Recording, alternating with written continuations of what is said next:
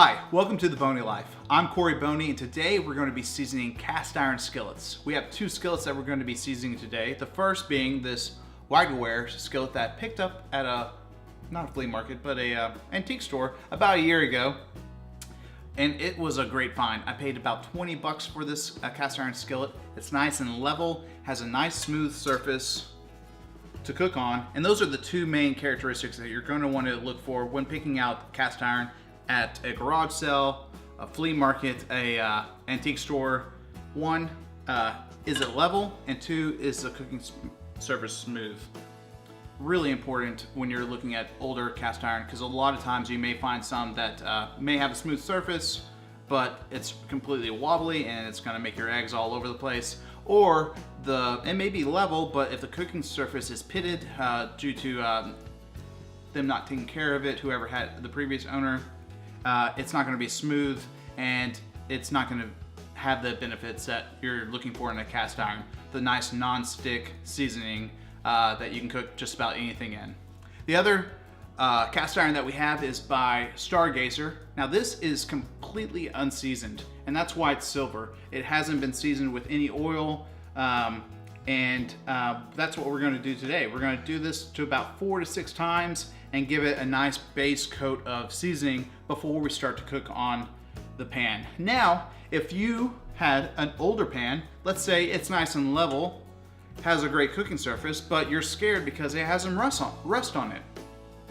Don't be afraid of that. You can fix the rust. You can strip it down. There's lots of different methods. I'll post some links down below of some approved methods, and you can get it back down, all the way down to this state, and re-season it from there. So if it has all the characteristics that you like, nice and level, flat, smooth surface, then and it's the right price, then go ahead and pick it up and follow these steps, and you'll have a nice piece of cooking ware that you can use for a lifetime.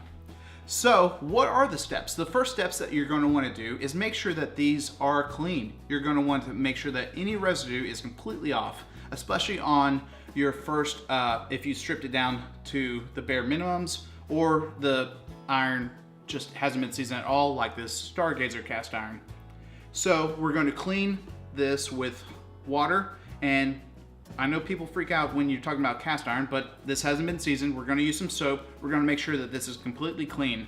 On the older already seasoned cast iron, we're just going to use hot water, just like I do when I'm cleaning it after a cook. Use hot water, make sure that all the residue is gone, and then we're going to use low lint or no lint, ideally, a towel to wipe away all the moisture. Make sure that it is completely dry. That is very important, especially if it is an unseasoned cast iron. You do not want to put a unseasoned cast iron into an oven if it has any moisture. It will not end well for you. So that leads me into the next step. Is you're going to want to preheat your oven to 225 degrees Fahrenheit and let the pan sit upside down for about 15 minutes. And what that will do, it'll open up the pores of the metal, and so when you apply your olive oil, or like Stargazer provide me your crispy puck oil, to your cast iron, it will soak into the pores and you'll have a better seasoning.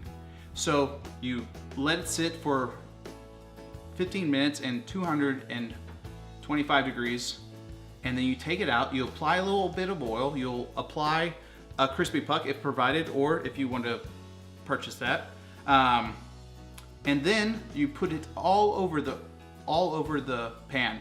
Every part of iron needs to be coated with oil, and then you'll take another towel, low lint, and you'll wipe all the excess oil away before you place it back into the oven. When you place it back into the oven, I like to bump it up to around 300 degrees at that point and let it stay in there for another 15 minutes, 15 to 30 minutes. And then what that does, it starts to open up more, it starts to process, and any excess oil will also be more prevalent. And so you want to make sure to remove this oil, so that way you have a nice even coat of oil on the pan to create a nice even coat of seasoning. Go ahead and raise the temperature of your oven up to 450 degrees and place these pans back into the oven face side down. After about 1.5 hours to 2 hours, go ahead and turn the oven off and let these pans cool to room temperature. At this point, go ahead and repeat this process as many times as necessary to get the desired level of seasoning that you want on your cast iron. After that, you're ready to cook and have these things last a lifetime.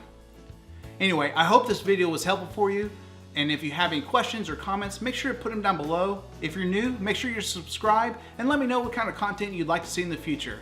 Anyway, I'm Corey Boney with The Boney Life, and until next time, go ahead and make something awesome.